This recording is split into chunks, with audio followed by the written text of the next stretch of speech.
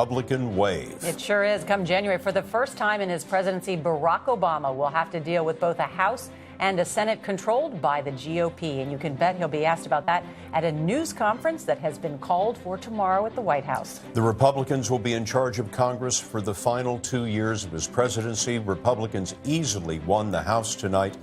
They could wind up with the biggest majority there since 1949.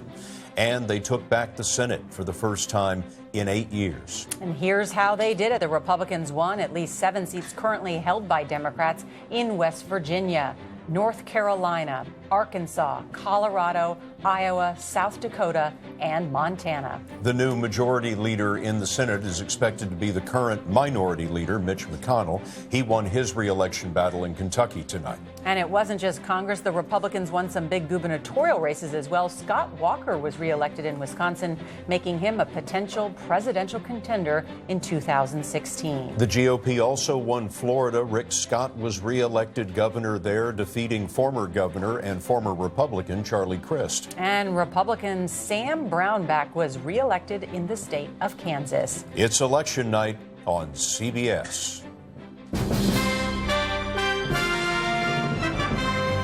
I'm not on the ballot this fall, but make no mistake, these policies are on the ballot. This race is starting tonight. This experiment in big government has lasted long enough. We can't run this country one crisis to another. I think the 10 seats that you say are close, you could see all 10 go Republican. You want to change the direction of our country. This election is about making the country better. We will get things done. It's time to go in a new direction.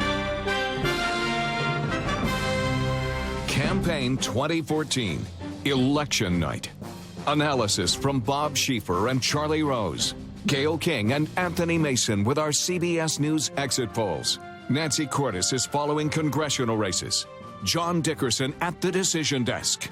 Bill Whitaker on the governors and reports from correspondents in key battleground states. Now, from CBS News election headquarters in Studio 57, here are Scott Pelley and Norah O'Donnell. Good evening. We came into this night with all 435 seats in the House and 36 seats in the Senate up for grabs. And it ends with the Republican sweep taking control of the House and the Senate.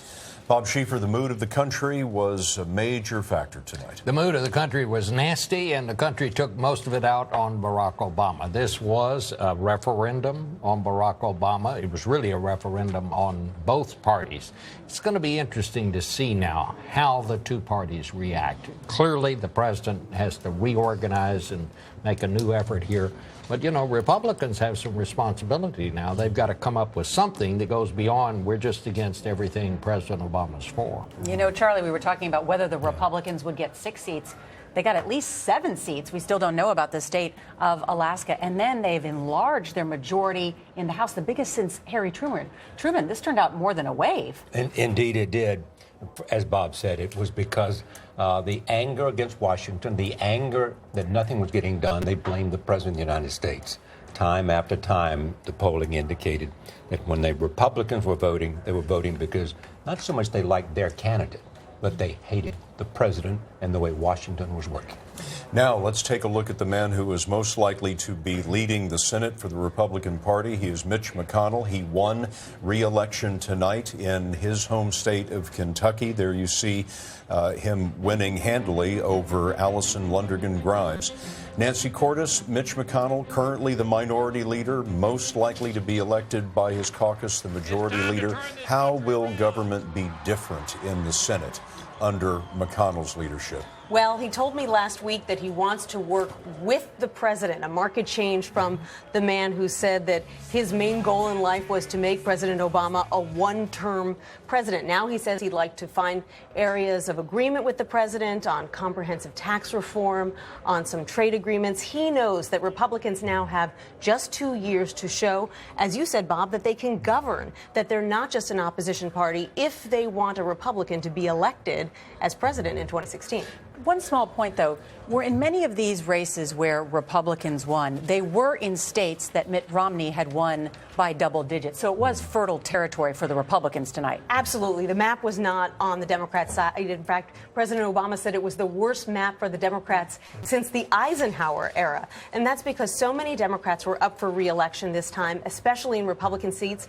In Arkansas, for example, that state went for Mitt Romney by 24 points. So it's no surprise that someone like Mark Pryor, the Democrat, went down there tonight. I think the president knows the odds against him and he has to do something. But I'm reminded of the 2013 White House Correspondents' Dinner when he said, some folks still don't think I spend enough time with Congress, the president. He said, why don't you get a drink with Mitch McConnell, they asked. Really, the president says, why don't you get a drink with Mitch McConnell? And let me tell you something. We all laughed. Mitch McConnell didn't laugh. And I'll tell you something else. He hasn't forgotten. And he hasn't forgotten that joke. Let's talk about areas of compromise. John Dickerson has been at our decision desk. You've been looking through all these numbers. What is the incentive for Republicans to compromise? Well, the incentive for Republicans to compromise is that in 2016, the number of the Senate seats where Republicans are running, a lot of those are in Democratic states or states that are battleground states. In 2016, it'll be a presidential year. The Democratic coalition that didn't turn out tonight in 2014 is more likely to turn out in 2016, which means there'll be a lot of Republican candidates running in places where it'll be tough for them. And so they want to show, and this is what Republican leaders have said, they need to show that they can govern. They need to show that they can get things done. And that doesn't just mean putting bills on the president's desk. It means showing people that they are open to compromise with the president. And that job begins for Mitch McConnell tomorrow. Now, the other big theme tonight are the governor's races. There are more than 30 governor's races up for grabs tonight. Let's have a look at one of the closest ones you're ever going to see. That was Florida tonight. CBS News is projecting that Rick Scott is the winner, but look at those vote totals there. Less than 100,000 votes between Rick Scott and Charlie Crist, the former governor and former Republican. We also had an important race in Wisconsin. Governor Scott Walker, the Republican, holding on to his seat there. He is a likely contender for the presidential nomination in the Republican Party in 2016. And then moving over to Kansas, Sam Brownback, it appears, will also win re-election there in Kansas, the Republican holding that seat. An interesting. And Pennsylvania, look at there, Tom Wolf.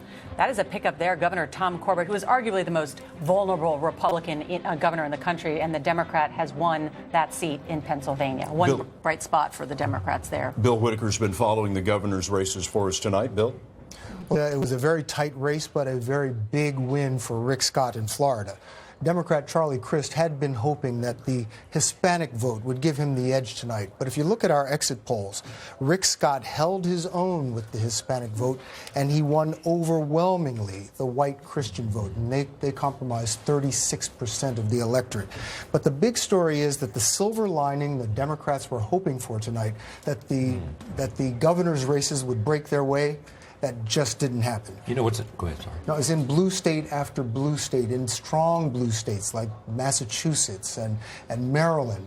Maryland, where they haven't elected a Republican governor. They've only elected one Republican governor since 1967. The Republicans won tonight. They even won in Illinois, President Obama's home state. The only good bright spots, as you were saying, there's Pennsylvania and, of course, California, where Jerry Brown won big in the big state of California. You know, Barack Obama didn't campaign, except I think in one of these Senate races. He felt comfortable campaigning for some of these governors, even Michelle Obama, and it didn't help very much. But let me just put one point in here. You know who a big winner was tonight? Chris Christie. He campaigned in 37 of these races. Yes, and he raised about $100 million for these Republican governors. Chris Christie won big tonight. He could be the biggest winner. And let's keep the governor's races in perspective, too. The Republicans won big in 2010.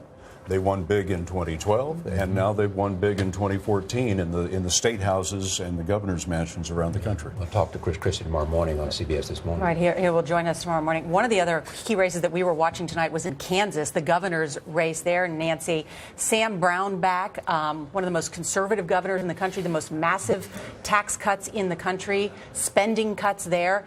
He won tonight. Will Republicans say this is a validation of our principles and our ideology. I'm not sure that they will, because after all, this was in Kansas, deep red Kansas, a state that went for Mitt Romney by 22 points. The fact that he was even in a tight race with a Democrat, not just an independent, but a Democrat, is a sign that there's a real schism in that state about some of these deep cuts. The state saw its bond rating slashed twice over some of these deep spending cuts. It created a divide between Republicans in the state, which left not just Brownback vulnerable, but also the senator from that state, Pat Roberts, who also eked out a victory tonight. But it's still pretty controversial in Kansas, and it'll be interesting to see whether Brownback changes course. But, you know, again, even the vulnerable Republican candidates seemed to win tonight. Yeah, Sam Brownback was one of the most vulnerable incumbent Republicans. But one more time, this this was an election that was about not who you're for, but who you're against. Not what you're for, but what you're against. And it appears the Republicans have picked up at least 7 seats in the Senate. The Democrats picked up 0 from Republicans. They saved a seat in New Hampshire, but they didn't pick up any from Republicans. I want to get a sense of from our exit polls, too, about what happened across the country, because CBS News talked to voters as they left the polls today, and we telephoned some who voted early to find out what was on their minds as they cast their ballots. And Gayle King and Anthony Mason are in Studio 47 tonight to tell us what we've learned. Well, Nora, picking up on Charlie's point, the voters we talked to today, they are against the economy. Our exit poll shows the economy was the #1 issue for the country. 45% of the voters called it the most important issue. As for the direction of the economy, people very worried about that. The number on your screen, 78% worried, 22%, Anthony, not so much. The numbers are also discouraging when we ask people about where the country is headed. 65% said it's on the wrong track. And that doesn't bode well in voters' minds for the future. Nearly half, 48%, think life will be worse for the next generation. And this is interesting because that's the highest number we have ever seen in CBS News exit polling. Scott, Nora. Very important race tonight is the Senate race in Colorado. This is a state that could have gone either way, but it went big for Representative Cory Gardner. He's won the Senate seat there, the Republican. Our Ben Tracy is in Denver at Gardner's headquarters. Ben, they must be feeling pretty good there tonight. They are. They're still partying here tonight. And as you mentioned, this was a huge pickup for the Republicans here in Colorado tonight. And I just talked to Senator-elect Cory Gardner, and he said that he does not believe this was a vote for the Republicans or against the Democrats. He says it was a warning for people in Washington who don't solve the nation's problems. And he said he really plans to go there into the Senate now and work on some of those problems, and that he's willing to compromise on some things. For the Republicans, though, this is not just about tonight. This is also about 2016. Colorado is a red state that became a blue state, and now I think you'd have to call it very light purple at this point. And the Republicans know that they need this state come 2016 to win the presidency. So a lot of hope in the GOP here in Colorado tonight. But Cory Gardner, the big winner here, and Senator Mark Udall will be coming back to Colorado now that he has been defeated. Scott and Nora. All right, Ben Tracy, thank you. Want to quickly touch base, too, with Manuel Bojorquez, because he's in Louisiana, where Mary Landrieu has been watching results come in. And as CBS News projects, that race is headed towards a runoff. Manny? That's right. She's the incumbent, the Democrat here, who addressed supporters as soon as it became clear she was headed for a runoff. She told them this is the race she has been waiting for her entire life because she wants to prove to Louisiana that her experience has yielded results and that she is not a rubber stamp for President Barack Obama's policies. Her Republican challenger, Bill Cassidy, has tied her at every turn to the president, who is unpopular in this state. Cassidy told his supporters that he will now continue to fight for voters who want to see real change in Washington. And recent polls have shown that in a head-to-head contest, Cassidy has a lead over Landrieu. But of course, outside money will continue to pour into this race. The runoff is on December 6th. Scott and Nora. Manuel, thanks very much. Another race that going into this evening we thought might go into a runoff was the one in Georgia, but it's not going into a runoff in this Republican wave. The Republican David Perdue has prevailed over Democrat Michelle Nunn, and Arjurika Duncan is in Atlanta at the Nunn headquarters. Yeah, the signs are down and the crowd is gone at what was the election headquarters of Michelle Nunn. And as you mentioned, this race in particular was suggested by several polls to be a close one, possibly going to a runoff, but that was not the case. At about 11 o'clock Tuesday evening, Michelle Nunn gave her speech conceding and thanked her family. She thanked her supporters, and she even offered her support to her opponent, Republican David Perdue. And David Perdue told us early on, shortly after the polls closed, that he was confident about this race. And at his victory speech, he talked about putting Georgia first and also saying that he wanted to set a new course. Scott and Nora? African-American turnout in Georgia very high, but not enough to help the Democrat. All right, Jerika, thank you. And of course, as Bob mentioned, one of the big winners tonight, New Jersey Governor Chris Christie, a potential Republican presidential candidate. He will be our guest on CBS This Morning. What can we expect from the Senate with the Republicans in charge? We'll talk to a member of this new majority, Ted Cruz of Texas, and we'll have the latest returns. Back in a moment.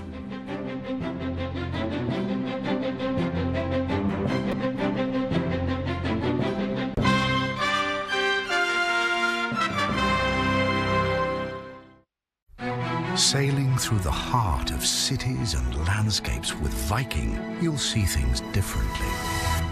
You'll get closer to iconic landmarks, to local life and cultural treasures. It's a feeling that only a river can give you, that only Viking can give you. Spend less time getting there and more time being there. Viking River Cruises, exploring the world in comfort. Want to know how hard it can be to breathe with COPD? It can feel like this. COPD includes chronic bronchitis and emphysema. Spiriva is a once-daily inhaled COPD maintenance treatment that helps open my airways for a full 24 hours. You know, Spiriva helps me breathe easier. Spiriva HandiHaler tiotropium bromide inhalation powder does not replace rescue inhalers for sudden symptoms. Tell your doctor if you have kidney problems, glaucoma, trouble urinating, or an enlarged prostate. These may worsen with Spiriva. Discuss all medicines you take, even eye drops.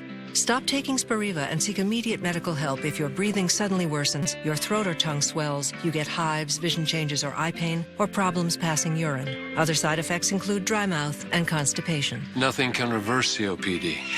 Spiriva helps me breathe better. Does breathing with COPD weigh you down? Don't wait to ask your doctor about Spiriva HandiHaler. What makes Gold Bond Ultimate so ultimate? It's packed with 7 moisturizers, 3 vitamins, and 100 years of science. Rich, yet absorbs lickety-split. Dry problem skin looks nourished, healed, healthy. Gold Bond Ultimate. Ultimate lotion, ultimate skin.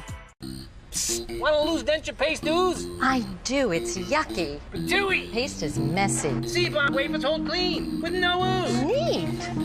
Oh, yeah. We're bonding. C-Bond. Lose the ooze.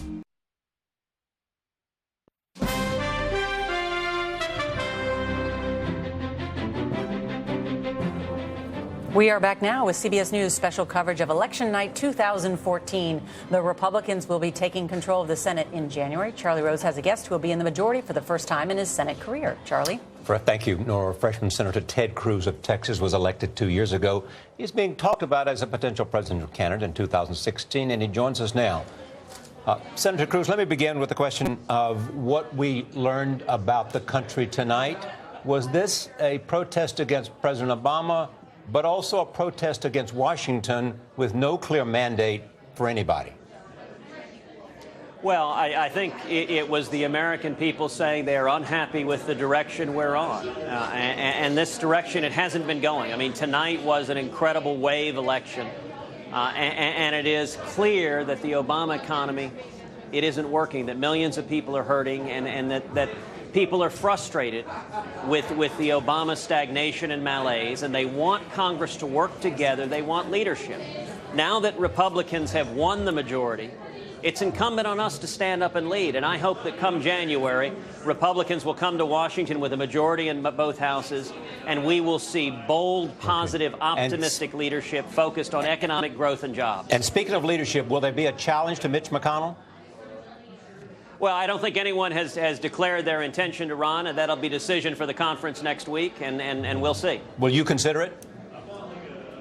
Under no circumstances. Why then have you been reluctant to say you would vote for Mitch McConnell as majority leader? Look, my practice has been not to second-guess leadership decisions, and I recognize folks like to focus on interpersonal jockeying between politicians in Washington. Look, I think most Americans couldn't care less about politicians in Washington. They're interested in solutions to real problems. They're interested in the fact that 92 million Americans aren't working, and under Harry Reid and the Do-Nothing Senate, the Senate wouldn't vote on tax reform, on regulatory reform, on anything to address the suffering. That's why we saw the election results tonight, and it is a mandate for Republicans to listen to the American people and to bring up positive pro-growth legislation. And what happens to Obamacare? I think Republicans should do everything humanly possible to stop Obamacare. You know, if you look at these elections, these Senate elections across the country, the two issues that dominated were, number one, stopping Obamacare, and number two, stopping amnesty. I think we need to follow through on the promises that Republicans made on the campaign trail. We need to start by using reconciliation to pass legislation repealing Obamacare. And then if President Obama vetoes that, we should systematically pass legislation addressing the greatest harms from Obamacare. For example, passing legislation saying that you can't have your health care canceled, you can't lose your doctor because of Obamacare. Passing legislation saying you can't be forced into part-time work because of Obamacare, like so many people have been, especially single moms, have been hammered by Obamacare on that. Passing legislation saying no insurance company bailouts under Obamacare, and teeing those up one at a time and forcing the president to come to a decision. Will he listen to the overwhelming views of the American people, or will he simply try to veto them one after the other after the other? If he does the latter, that'll be a real mistake, and I very much hope he doesn't. And I take it you wouldn't try to shut down the government again to stop Obamacare. You know, Bob, you and I have gone round and round on this. As I told you last time, I didn't shut down the government. It was Harry Reid and Barack Obama. And I would note, Harry Reid just lost his job, and part of it was because Harry Reid refused to compromise, refused to negotiate, and was such a partisan that he forced a government shutdown. Well, that was a mistake. It was wrong. I guess, Senator, I would ask you the same question that I asked you the last time around. If you didn't lead the fight, who did? Harry Reid. It's why I voted repeatedly to keep the government open, and he voted repeatedly to shut it down. Senator, I recognize those are his talking points, but the facts are not consistent with them. Senator Ted Cruz, Republican of Texas. Senator, thank you very much for sharing your thoughts with us tonight. Stay with us now for more CBS News election night coverage, including analysis from Peggy Noonan of the Wall Street Journal and former White House Chief of Staff Bill Daley. We'll have the latest returns coming right up. Have you ever looked for a hotel online? Did you notice that there's so many prices out there for the exact same room? Well, Trivago does the work for you and instantly compares prices for over 600,000 hotels from over 100 different websites. So instead of searching for hours and spending too much, Trivago makes it easy to find the ideal hotel for the best price.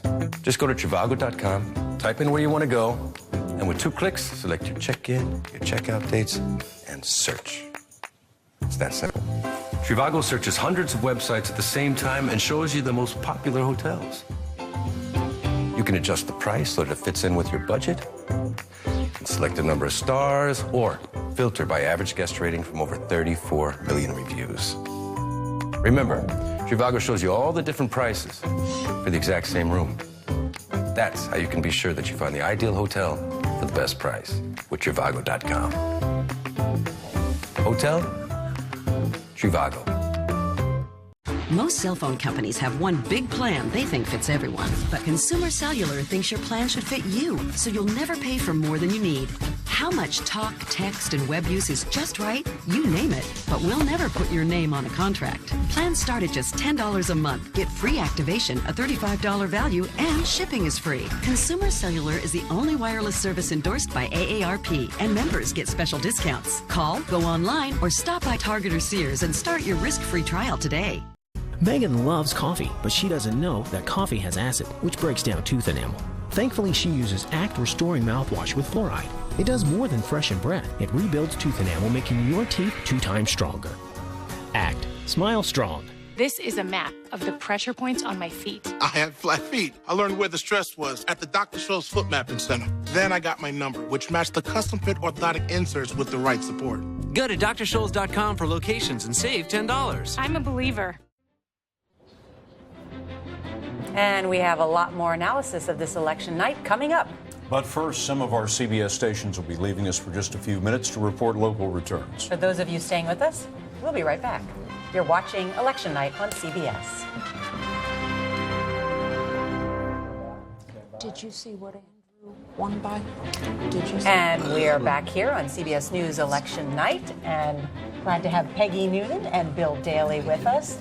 Wow, this turned out to be a huge night for Republicans, bigger than anyone expected. Wow, it was a startling thing. I thought it was like a superstorm Sandy.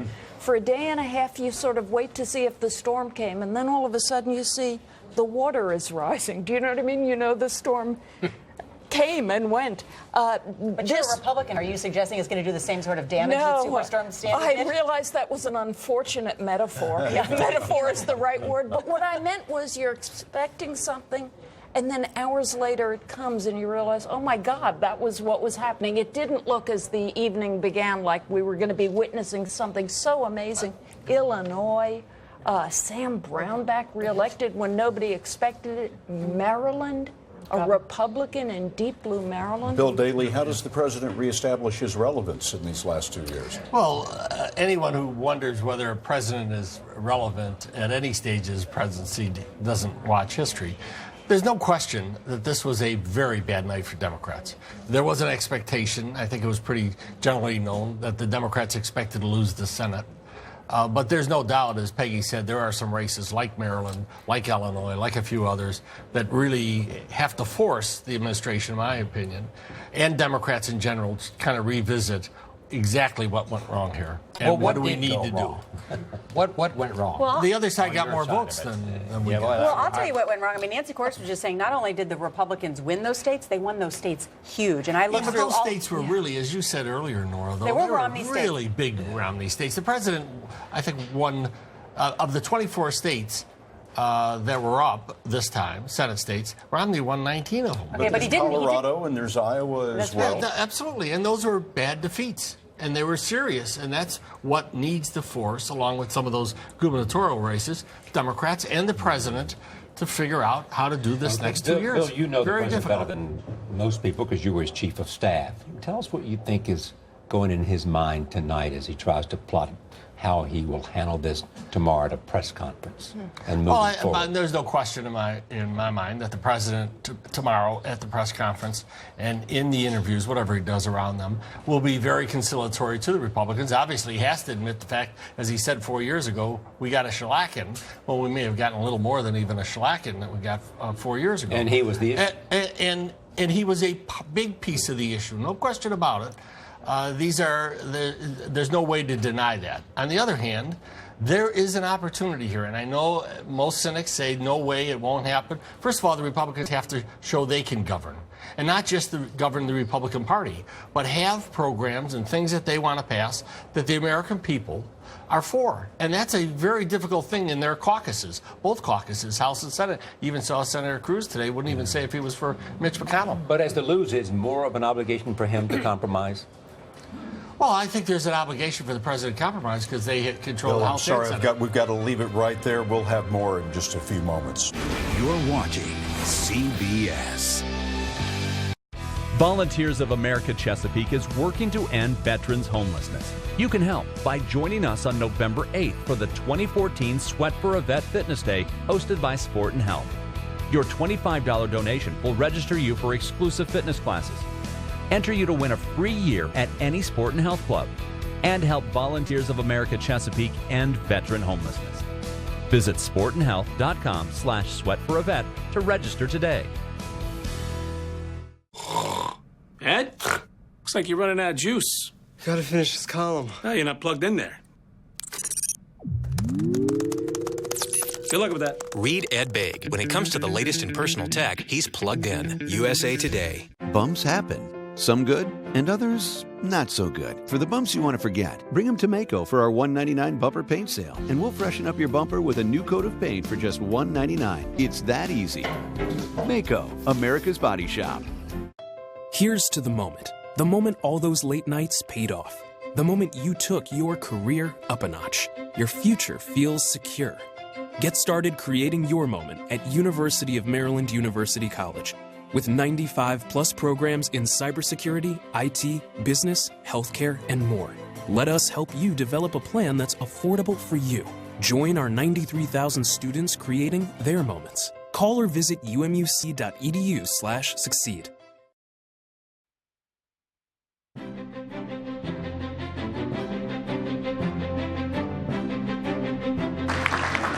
So tonight I pledge you this. Whether you're a coal miner in eastern Kentucky who can't find work, or a mom in Paducah who doesn't understand why the government just took away her family's health insurance, I've heard your concerns. I've made them my own. You will be heard in Washington. That was Mitch McConnell, the current Senate Minority Leader, who after tonight is most likely to be Senate Majority Leader when the new Congress is sworn in. Good evening again. And for those of you just joining us, the headline of the night is, it is a Republican sweep. That's right. The Republicans have won control of both the House and the Senate in the new 114th Congress. That is something Democratic President Barack Obama hasn't experienced before. He will spend his last 2 years in office dealing with the opposition party in charge of both houses. The Republicans could wind up with the biggest House majority since Harry Truman was president. But Speaker John Boehner said tonight it is not a time for celebration. He said it's a time, to start implementing solutions to the challenges facing our country. Most likely in the House, they will have gained between 11 and 15 seats. The Republicans won the Senate by taking at least 7 seats currently held by Democrats. That is one more than they needed. They won in West Virginia, North Carolina, Iowa, South Dakota, Arkansas, Colorado, and Montana. Republican Minority Leader Mitch McConnell won a tough re-election battle in Kentucky, and as Scott mentioned, he's likely to become the Majority Leader in the Senate. Bob Schieffer, a much bigger night for Republicans. We were expecting a good night for Republicans, but this is almost a complete sweep. Yeah, I mean, because as we were saying, even their most vulnerable candidates found a way to pull it out. But, I was very struck by what you just said, quoting John Boehner there. John Boehner knows how hard this is. He's been dealing with a Republican caucus in the House, some of them going off in this direction, some going in this direction. Mitch McConnell's going to get a little taste of that, and you got a little preview of that when you heard Ted Cruz just a while ago. I mean, Ted Cruz forced a lot of votes in the Senate on Republicans. Mitch McConnell didn't want those Republicans to have to take some of those tough votes. Ted Cruz forced them to do it. So you're going to have Ted Cruz, you're going to have Rand Paul, you're going to have Republicans of several stripes here in the Senate, and whether they can come together is going to be something to watch. And one of the most fascinating things we saw tonight was what happened in Virginia. That Senate race there, a big surprise. Nobody thought that was going to be close. Everyone thought the Democratic Senator Warner was going to walk away with that. And the former chair of the Republican National Committee, Ed Gillespie, it's a squeaker, Charlie. It's amazing, and nobody suspected he would do this well. He did well in conservative areas and challenged the incumbent up in the northern area of Virginia. I mean, the amazing thing is that here is a guy who ran as an outsider, who was from Washington, chairman of the Republican Party. Yeah. Nobody was more part of the establishment than he is. Mr. Outsider. And as close as it is, the loser, whoever that may be, may very well ask for a recount of this vote in Virginia. We might not have Virginia decided for some time. John Dickerson has been watching these issues over at the decision desk where we crunch the numbers. John, what do you make of Virginia? Well, it is extraordinary, and as you say, Scott, if the loser loses by less than 1%, then he can request a recount. Ed Gillespie has been a strategist for a long time in Republican politics, and Republicans were talking about how it was sort of amusing in this race. You had a person who was playing sort of both coach and quarterback, having to actually run and put into practice a lot of the strategies he asked other candidates. to put into practice. But it seems like where he did best was in those exurbs around Washington in the Northern Virginia area. And that's quite important because when we talk about presidential politics, a lot of times people point to that area of Virginia as kind of the emerging coalition a winning candidate needs to put together. And that includes a lot of minority voters. And it looks like Ed Gillespie found the answer to that, at least in those areas, and that may be why it's so close in Virginia. In 2 million votes cast in that race, there are only 12,000 votes between them. Yeah, less than 1%. People say that Ed Gillespie ran a very good campaign. It was positive. He had alternative to what Democrats were offering, and he was a good campaigner, a guy who... Let's talk about what this means. I think people want to know about issues kind of that affect them. If the Republicans had such a big win tonight, I mean, they're feeling big, right? You know, about their policies. What's the incentive for them to compromise? Oh, my goodness. There's 2 years of the Obama presidency ahead of them. Mm-hmm. I think they would look poorly if they simply allowed nothing to happen. You cannot run America from the Congress, but you can make an agenda and an approach clear from Congress, and I think they have to do that. Why not will the Republicans say, we have the largest majority in the House since Harry Truman. We won big in the Senate. Let's pass the bills we want to do. Make Obama vote them. Make him look like the obstructionist. He's only vetoed 2 bills. Yeah, but remember, they have to get 60 votes in the Senate. To pass, they can get 51. Yeah. The Democrats started to pass bills not passed to the president, but they'd have these symbolic votes, which were meaningless. Yeah. If they want to do that, they can do that all day, and the Republican House can pass whatever they want. They've proven that. But so what? It doesn't mean anything unless they get something that gets to the president that has a chance to be signed, other than statements, and they might as well just go out and give speeches. I think they want to improve their brand, too, and they want to look like the Republican Party was for something rather than against something. For 2 years, both sides have basically shut down in the Congress and said 14 is what we're working for. So after the president got reelected, the Republicans decided we could get the Senate back in 14, but we don't want to do anything. And the Democrats are scared to death of holding their majority, and they did nothing, and nothing's happened for 2 years. And they want nothing good. Let me ask you this question, Bill. Harry Reid has already announced that he intends to stand for minority leader. It seems to me in old days when a party lost, certainly in a parliamentary system of government, when they lose, the leader generally resigns and lets somebody else have a hand at it. Do you think that Democrats would be better off if Harry Reid stepped aside and they elected a new leader? I think it would probably be a wise thing to have new, fresh leadership that put a new face on things. But you said it; those were the old days. These are you also think that the president ought to use the vice president much more? I think the vice president has proven during this administration that he can reach out. Lindsey Graham said today that he was on the phone for an hour with the vice president. He had 32 years in the Senate. He understands the system, and he gets along and loves the game. And he could be an enormous advantage, as he has been, in this next period, because it's going to be very tough, obviously, because first of all, the Republicans have to get their act together inside their party, and then they have to come in. The White House is going to have to deal, and I think there's no one better than the vice president to get in the middle of that mess. And Peggy Noonan, last word from you.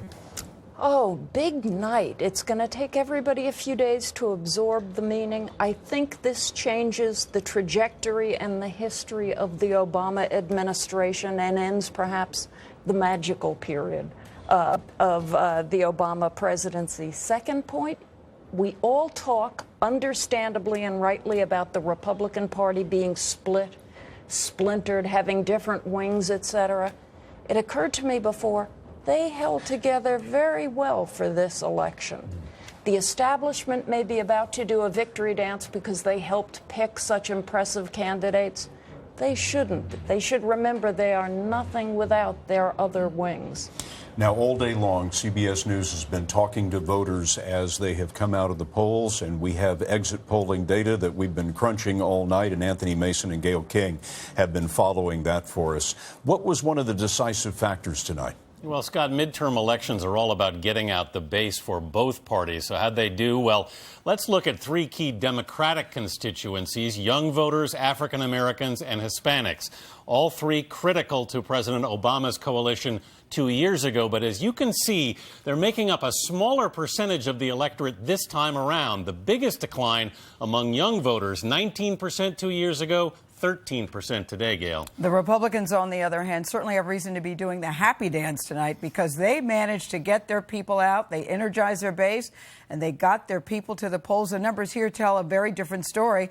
In every single category that we talked to voters today, the numbers are up from 2012 to 2014. One of the most impressive is the voters over the age of 65. It was 16% in 2012. Today it was 22%. So it appears that Republicans were helped by older, more conservative electorate. And that's why they gained ground in both houses of Congress. Scott, Nora? All right, Anthony and Gail, thank you so much. And, of course, one of the governor's races that we were watching tonight was in Wisconsin. Scott Walker, they're elected for the third time in the state of Wisconsin. And Dean Reynolds is in Burlington, Wisconsin. Dean? Nora, you know, just looking at some of these statistics from tonight's battle in Wisconsin, Scott Walker won by just about the same margin that he won his two previous races for. The needle doesn't really move on this guy much. He won older voters, he won just enough independent voters, he won male voters, and voters who chose the economy as their number one issue. And he won among those who found that the economy was their number one issue. And while he lacked empathy, according to the pollsters, they did believe that he is a governor who does things. So the pieces for a presidential race are in place, if you will. I mean, he's won 3 times now in a blue state. He is a known fundraising machine. He is battle-tested now, 3 races in 4 years. But there is this one pesky statistic from the exit polls today that a majority of Wisconsin voters, the voters who know him well, say he should not run for president. Scott, Nora. All right, Dean, thank you so much. And we'll have more results and analysis straight ahead. But first, take a look at the Empire State Building here in New York. It's bathed in red tonight to mark the Republican victory in the House and the Senate. We'll be back with the latest returns in a moment. You see, the folks in Washington like this top-down approach that's old and artificial and outdated that says the government knows best. We believe that you should build the economy from the ground up. That's new and fresh and organic, and that's what we're going to do.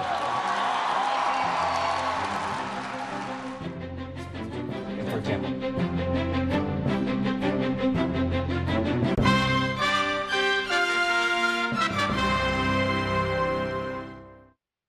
It's more than the driver.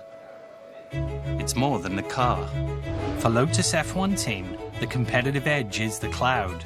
Powered by Microsoft Dynamics, Azure, and Office 365, the team can gain real-time insights and instantly share information around the globe. When every millisecond counts, staying competitive begins with the cloud. This is the Microsoft Cloud. I've had it with my moderate to severe plaque psoriasis. The frustration, covering up. So I talked with my doctor. He prescribed Enbrel. Enbrel is clinically proven to provide clearer skin. Many people saw 75% clearance in 3 months, and Enbrel helped keep skin clearer at 6 months. Enbrel may lower your ability to fight infections. Serious, sometimes fatal events including infections, tuberculosis, lymphoma, other cancers, nervous system and blood disorders, and allergic reactions have occurred. Before starting Enbrel, your doctor should test you for tuberculosis and discuss whether you've been to a region where certain fungal infections are common. You should not start Enbrel if you have an infection like the flu. Tell your doctor if you're prone to infections, have cuts or sores, have had hepatitis B, have been treated for heart failure, or if you have symptoms such as persistent fever, bruising, bleeding, or paleness. Finally, clearer skin for more than a few days, weeks, or months. Enbrel works for me. Ask your dermatologist if you can have clearer skin with Enbrel. We all have to plan for retirement. But when we start worrying about tomorrow, we miss out on what matters today. At AXA, we offer advice and help you break down your retirement goals into small, manageable steps. Because when you plan for tomorrow, it helps you live for today. Can we help you take a small step? For advice, retirement, and life insurance, connect with AXA. I'm Sean Lee. I play rugby for the Santa Monica Rugby Club. I started going grey kind of early, and it's just not me. Only Just for Men gently targets grey for a natural grey-free look. Guaranteed. Just you and the look you want. Just for Men. Allergy medicine not working? This may be why. Your symptoms are caused by your body's responses to allergens. Antihistamines target only one of these responses. Nasacort Allergy 24 stops more for 24-hour relief. Nasacort stops more of what makes you miserable.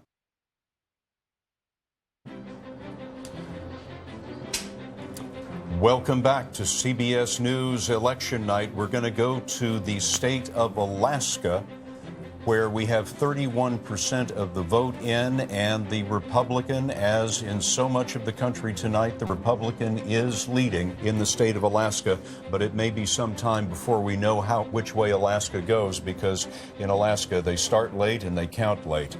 We're also watching the state of Virginia. We've moved over to the area of the newsroom here where we actually look at the numbers and crunch those numbers, and the man who does that for us is Anthony Salvanto. And Anthony, tell us about Virginia. This is a squeaker, the Virginia Senate race. It is, and it surprised a lot of people, including us. What we saw out of Virginia early on in the night was that Mark Warner was underperforming what he had to do up in the area, and John mentioned this earlier, around D.C., around the exurbs. Now, what I mean by underperforming is you see typical patterns of how a winning Democrat or a winning Republican does in any given area of a state. Well, consistently, Mark Warner was not getting as many votes. And I don't actually think it was a turnout issue. He was just losing votes in a shift. What may have saved him, though, was he did okay down around Richmond and Eastern Virginia. Now, where we leave this is we think this is leaning towards him. I think there's maybe 12 or 15,000 votes left there. So that could go to a recount because it's just that close. So we can't make a projection yet. So, John Dickerson, what are the recount rules? How would this go? We may not know about Virginia for a long time. For a long time. If Ed Gillespie loses by less than 1%, then he can request a recount. And his campaign manager has already been through 2 recounts in Virginia in his career. So it's almost as if Ed Gillespie hired somebody for the perfect job that he now may very well have. All right, and we're going to have more election results and analysis ahead, and also what our exit polls showed about who voters may be thinking about for the 2016 presidential race. That's next.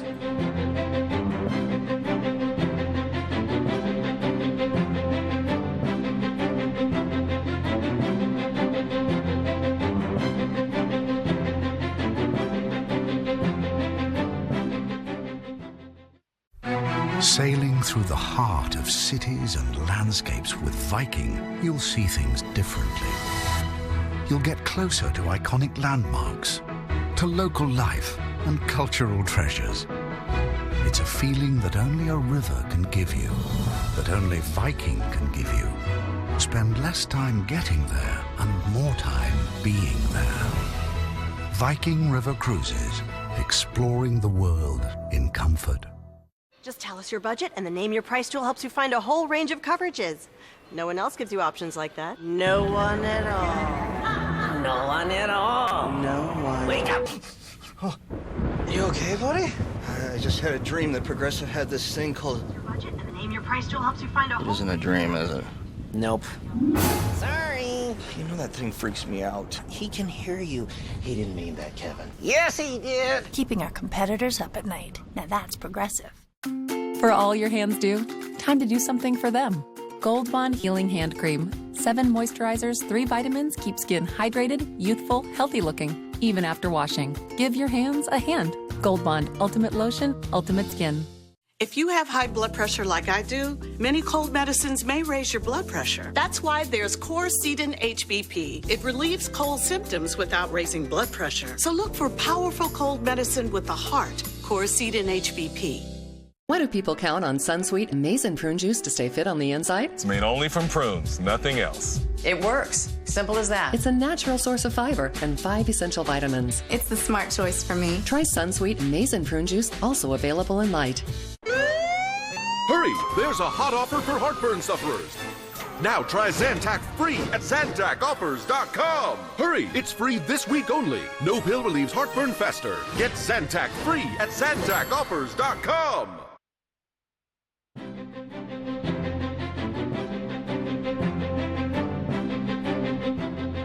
Bill Cassidy, you cannot run. You cannot hide anymore. This race is starting tonight. And that was Senator Mary Landrieu, who now faces a runoff in the state of Louisiana. Tonight, we did ask voters in many of these states who their preference would be for the 2016 presidential race. And here's what they had to say. We asked who would make a good president. 43% said Hillary Clinton. 28% said Jeb Bush, 24% said Chris Christie, 26% Rand Paul, and 24% Rick Perry. We asked about each of those candidates individually, and we know that the Clintons spent a great deal of time on the campaign trail. What does it say, I think, these results about 2016, Bob? Well, before we get to 2016, I want to talk about tonight and how politics has changed. Earlier tonight, Senator Rand Paul, tweeted out this about Hillary Clinton. He said, "You didn't think it could get worse than your book tour." Well, it did, courtesy of U.S. voters. And it's got a picture of Hillary Clinton with the lady that challenged Mitch McConnell down there in Kentucky. And the point he's making is? I guess he's just rubbing her nose in it would be the point that I would take he's making. And it's kind of interesting that someone would find the need to do that. And he's trying to point out that she's not invincible before 2016, that she went out and campaigned for candidate after candidate, and just about all of them lost. So he's saying the luster has basically worn off of the Clintons, which is a case that he's going to need to make if he wants to make inroads and if he runs for president. When you look at tonight's results and think about 2016, you look at the Republican Senate win in Colorado, the Republican Senate win in Iowa. These were states that President Obama won in 2014. He won Colorado by 15 points. He won Iowa by 6 points. Now they've gone for Republican senators. It changes the complexion of those swing states in this upcoming election. And not only have they gone for Republicans, but they went big for Republicans. You know, we went into the night with 9 battleground states. The reason we call them battleground states is because it looks like, you know, it could go either way. Maybe one candidate will win by a point or two, but instead, look what we got. In Arkansas, Tom Cotton won by 18 points. David Perdue won in Georgia by 8 points. Cory Gardner in Colorado, 6 points. And Joni Ernst in Iowa by 8 points. This is not a squeaker. This is a landslide. Yeah. So that means there will be now a thundering herd of U.S. senators running for president on the Republican side the next time out, along with a large herd of governors. And right, you can't forget those governors. There are a lot of them won big tonight. You've got Scott Walker from Wisconsin, John Kasich from Ohio, Brian Sandoval out of Nevada. All of them won big tonight, and they're going to throw their names into that presidential hat. Also, what interests me is how long does the president have in terms of window of an opportunity to take some leadership before the entire attention focuses on 2016. Well, is anybody going to try to get anything done for the country between now and then? Or will they just immediately go into another campaign mode like we've had for the last couple of years where nobody did anything? And the attention shift from Barack Obama to Hillary Clinton and others. Yes. And it's gotten on Capitol Hill to the point where, you know, legislators will tell you, well, we can't do anything now because it's an election year. Well, we can't do anything now because it's almost an election year. Well, when can you get anything done? Interestingly, that was a reason that they said we're not going to consider immigration reform now. We're going to wait until the president. We can wait until after the election.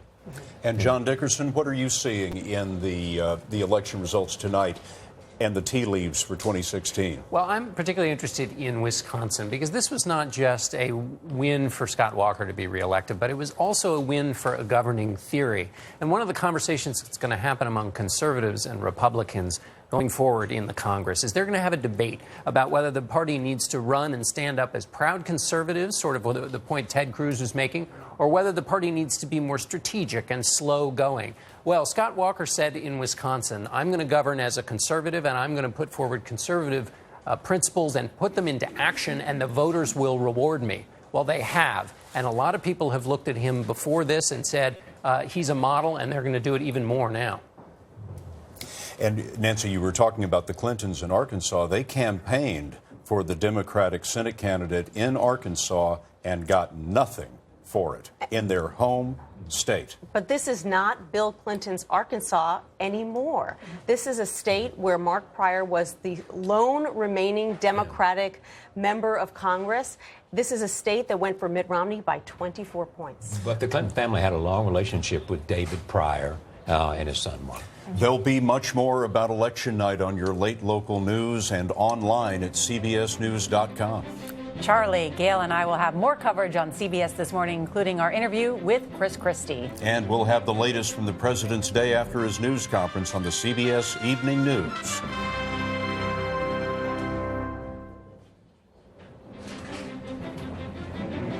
And welcome back to Election Night at CBS News headquarters, where we have just witnessed a Republican wave election all across the country, with the Republicans taking both houses of Congress for the first time in years. President Barack Obama will be facing the last 2 years of his presidency with a Republican majority in the House and the Senate. There you see the Senate seats. Republicans have gained at least 7. Alaska is still counting and might still go for the Republican as well.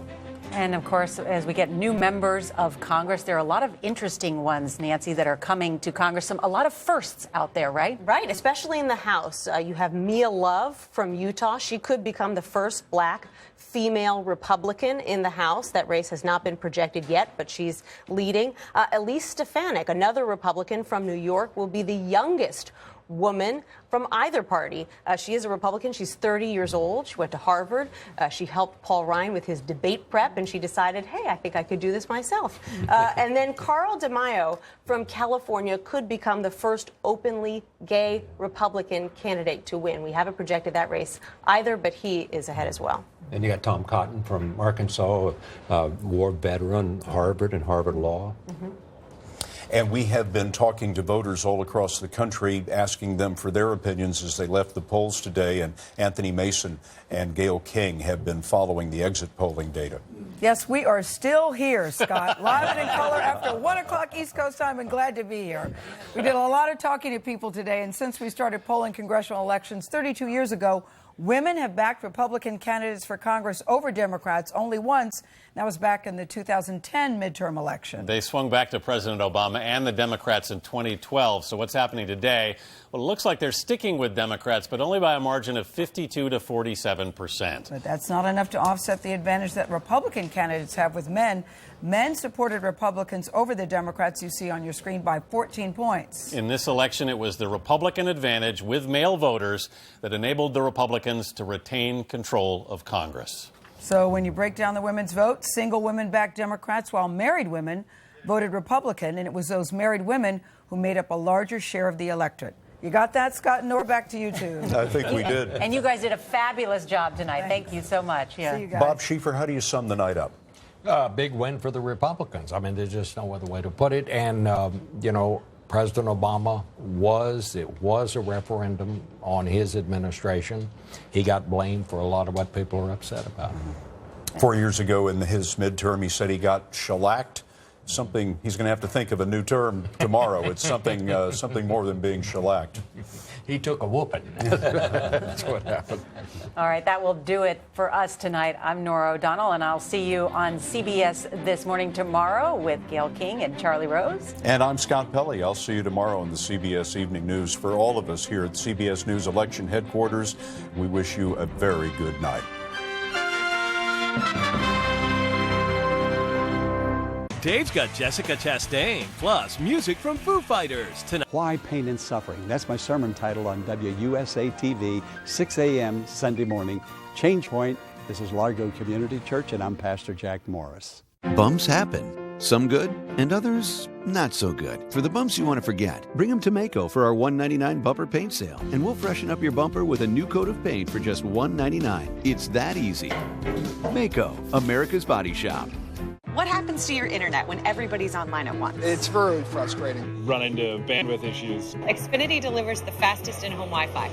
Never seen something download that fast. Everyone can be on their devices all at the same time. That's amazing. So, flipping fast. Get the speed to power all your devices. Switch to the Xfinity X1 Triple Play for $79.99 a month for a year. Plus, upgrade to Blast for $10 more a month to get speeds up to 105 megabits per second. That's double the speed you get with Fios. Only at Comcast.com/switch today. Cocoa or eggnog, toasty or frosty, exactly the way you want it. Until boom, it's bedtime. Your mattress is a battleground of thwarted desire. Enter the Sleep Number bed. Right now, save $400 on the C4 mattress set. He's the softie. His Sleep Number setting is 35. You're the rock at 60. Silent night, not so silent? Sleep Number's even got an adjustment for that. Give the gift of amazing sleep, only at a Sleep Number store, where you'll find our lowest price ever on the C4 Queen mattress, just $1499.98. No better sleep with Sleep Number. Don't miss the new thriller, Stalker, Wednesday at 10 on WUSA 9. It's time to turn this country around. Now on CBS News, up to the minute, the GOP sweeps to power. I've heard your concerns. I've made them my own. You will be heard in Washington. Republicans take control of the U.S. Senate, keep control of the House, and will be running the show on Capitol Hill. I believe that, God's hands in everything that happens, and this election is no different. The voters have spoken, the blankety blanks. And they leave the Democrats licking their wounds.